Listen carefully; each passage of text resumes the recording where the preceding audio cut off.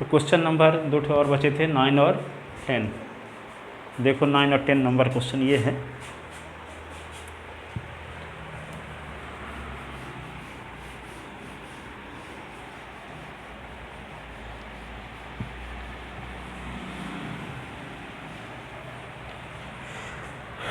ये है, देखो cos inverse 9 number, cos inverse -1/2 1/√2 का मुख्य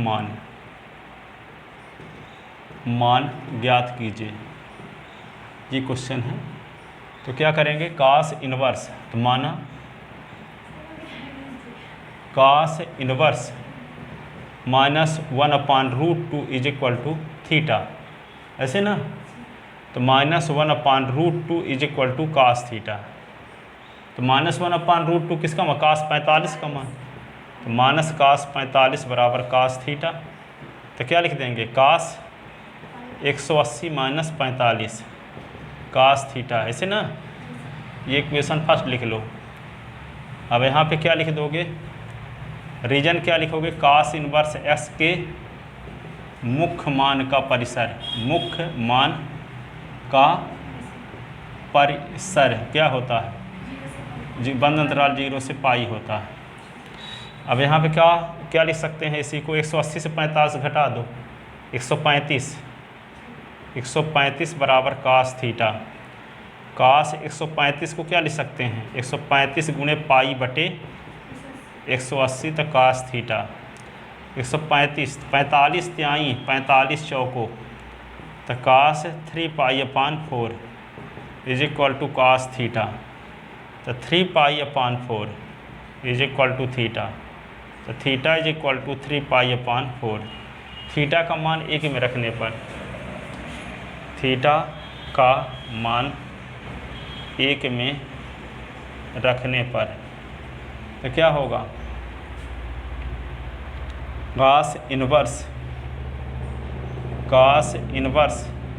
-1/√2 बराबर क्या होगा, 3π/4।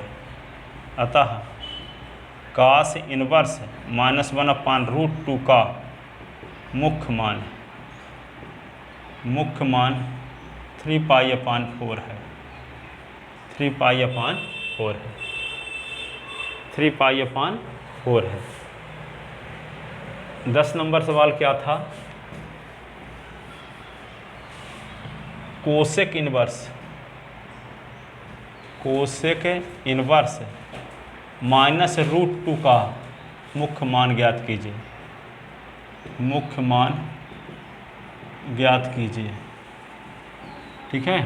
कोसेक इनवर्स √2 का -√2 का मुख्य मान ज्ञात कीजिए। तो क्या करेंगे इसके लिए, माना कोसेक इनवर्स -√2 बराबर थीटा। ये समीकरण नंबर 1।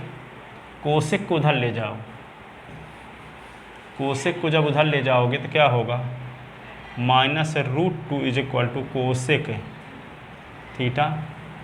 और √2 किसकी वैल्यू होती है, कोसेक 45 की। तो कोसेक 45 बराबर होगा कोसेक थीटा। इसको कोसेक π/4 कह सकते हैं कि नहीं, कोसेक थीटा। इसको cosec minus theta minus cosec theta होता है, तो कोसेक -π/4 भी लिख सकते हैं, कोसेक थीटा। क्योंकि इसका जो परिसर होता है -π/2 से π/2 होता है, तो माइनस में वैल्यू होती है, -π/2 से π/2 होता है ना। और उसमें 0 को छोड़कर तो π/2 तो 0 को छोड़कर ही है ना, 0 थोड़ी है ये। तो यहाँ पे क्या होगा, -π/4 इज इक्वल टू थीटा। तो थीटा का मान कहाँ रखोगे, तो थीटा का मान 1 में रखने पर, तो cosec inverse -√2 is equal to theta की वैल्यू -π/4, ठीक है। अतः कोसेक इनवर्स माइनस √2 का मुख्य मान माइनस π/4 माइनस π/4 माइनस π/4 लिख लिए।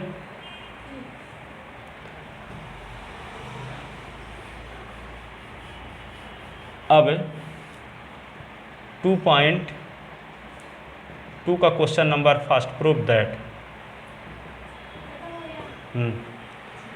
2.2 का क्वेश्चन नंबर फर्स्ट ये है 3 sin inverse x is equal to sine inverse 3x minus 4s cube, ये प्रूव करना। 3 sin inverse x is equal to sine inverse 3s minus 4s cube, ठीक है। तो क्या लिखोगे, let sine inverse x is equal to A मान लेते हैं, तो x इज इक्वल टू क्या होगा, साइन ए हो गया। बट वी नो दैट हम जानते हैं, क्या जानते हैं, साइन 3a बराबर 3 sin a minus 4 sin cube a, ठीक है। तो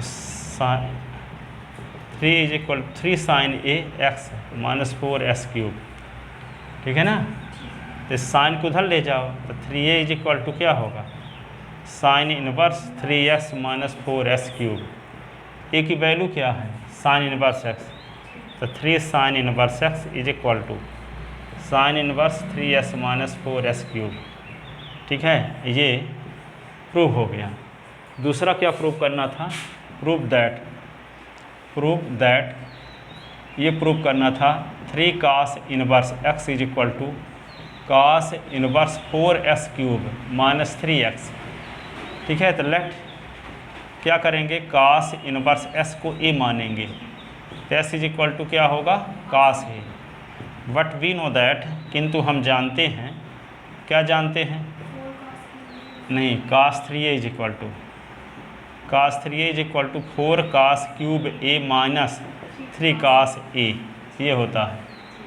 और cos 3a is equal to 4 cos a के स्थान पे x 4s cube minus 3x, cos को उधर ले जाओ, तो 3a is equal to cos inverse 4s cube minus 3x, a की वैल्यू इनवर्स 3 cos इनवर्स x, ये होगा cos inverse 4s cube minus 3x, ऐसे ये भी प्रूव हो गया, ठीक है।